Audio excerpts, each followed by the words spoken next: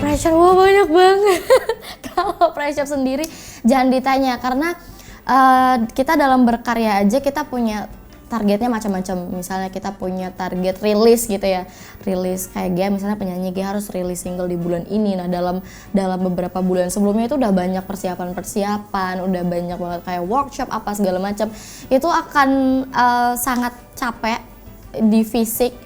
Dan ketika kita nanti udah rilis sesuatu pun apakah itu diterima apa enggak sama masyarakat itu udah jadi pressure lagi untuk mental gitu kan, karena kita udah kerja keras nih tapi orang-orang belum bisa menerima dengan baik, itu bakal berpengaruh banget sama mental kita. Nah di situ apa ya, bener-bener resiko banget jadi public figure tuh kayak gitu ya, begitulah.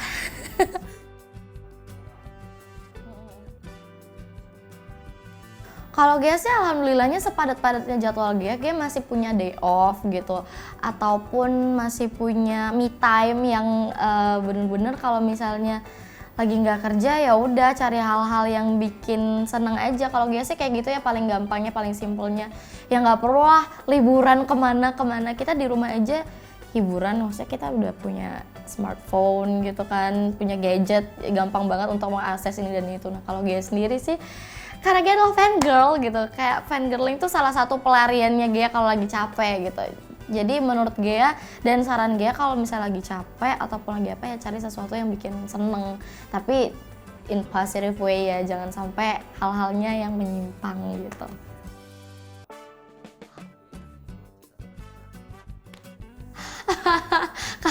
Kalau lagi stres biasanya Gia jarang cerita, jadi lebih senang mendem sendiri aja gitu, kayak ya udahlah ini pun toh hal ini pasti akan berlalu.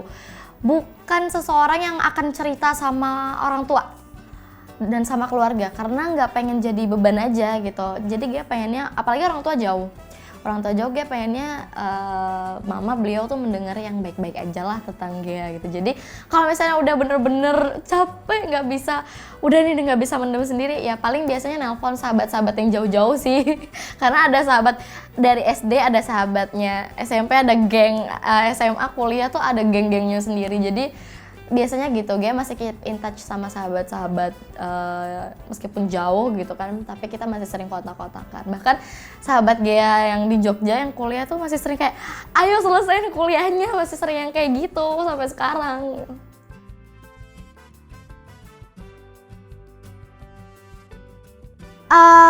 Kalau menurut Gia sendiri tentang netizen, jangankan public figure ya, maksudnya orang biasa pun kita pasti ada yang suka, ada yang nggak suka sama kita gitu. Karena Gia dulu sebelum bener-bener terjun di industri musik juga pernah jadi ya mahasiswa biasa, itu pun banyak yang pro kontra sama sifat, sama sikap yang kayak gitu-gitu kan. Dan selama ini netizen itu cuma bisa ngelihat apa yang terlihat di layar kaca aja, yang terlihat di sosial media, mereka nggak tahu kan. Bahkan mereka pun nggak tahu sifat seseorang tuh kayak gimana. Mungkin di layar kacanya dia seperti apa, ternyata di balik layarnya seperti apa. Gia sebagai penyanyi sendiri ya, Gia juga punya fanbase, ada teman-teman Galways. Rasanya selama ini belum cukup memanjakan mereka sih, tapi emang lagi proses dan sedang berusaha karena juga Gia kan baru awal banget ya mulai. Dan biasanya kalau idol-idol K-pop itu mereka karena rilisnya langsung album, jadi mereka prepare-nya itu lebih banyak lagi. Nah kalau Gia sendiri paling Gia menyempatkan untuk keep in touch sama teman-teman Galways itu paling setiap Gia habis perform, misalnya Gia keluar kota gitu, Gia nyempetin ketemu sama mereka gitu, nyempetin ngobrol sebentar, minimal foto atau kasih sign, terus udah gitu. Dan mereka pun alhamdulillahnya ngerti. Dan meskipun udah lama dari ajang yang Gia ikutin, fanbase itu berawal dari ajang kan, tapi mereka sampai sekarang tuh masih aktif banget berkegiatan, bahkan berkegiatan sendiri gitu loh. Per region itu ada yang ngatur, ada yang koordinasi.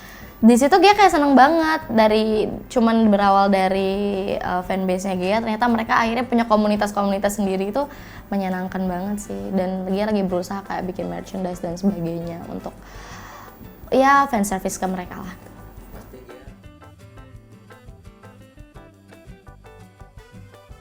Ya, Sebenarnya apapun yang dikasih sama fans dia seneng banget, tetap senang-senang aja. Dan kebanyakan mereka tuh ngasih barang-barang yang bisa dipakai gitu, kayak sepatu, baju yang kayak gitu. Cuman biasanya yang paling menyentuh dia tuh kayak surat gitu sih, surat, terus sesimpel mereka curhat awal dari gimana ceritanya bisa ngefans sama Gea, terus perjuangannya buat ketemu, kadang-kadang sampai nggak diizinin orang tuanya, ataupun ada yang sampai dari satu kota ke kota lain cuman karena ngejar Gea perform tuh sampai 12 jam naik motor yang kayak gitu. Itu somehow bener-bener apa ya, terharu jadinya. Yang kayak gitu-gitu sih paling nggak muluk-muluk, mereka udah menyempatkan, menyiapkan sesuatu aja buat Gea tuh udah sangat berarti.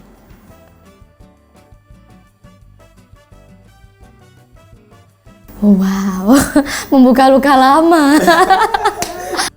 Gea sendiri pernah lah, pasti pernah banget dibully dulu. Bahkan mereka ngebully itu kebanyakan ngegeng gitu loh, jadi satu geng ngebully Gea. Kadang ada yang Gea nggak tahu permasalahannya apa, kok mereka sampai ngebully gitu.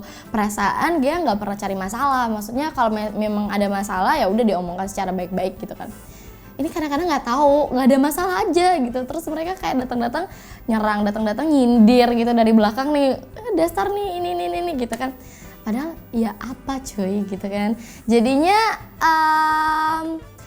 di situ sering cari tahu, akhirnya nanya ke teman-teman yang lain. Ada yang emang cuman sekedar emang usil aja anaknya gitu, suka ngomentarin hidup orang gitu. Terus ada yang terang-terangan ngaku envy tentang sesuatu hal. Ada yang tentang cowok, ya girls thing gitu nggak sih, iya kan? Thing gitu nggak sih, iya kan?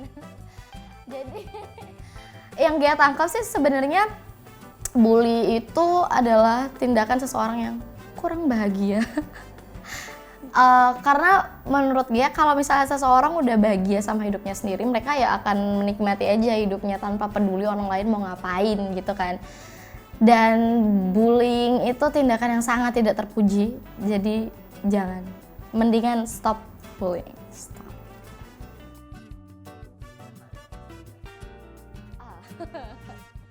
Kalau Gea dulu pernah yang dari yang ya udah cuekin aja gitu, dari cuekin aja.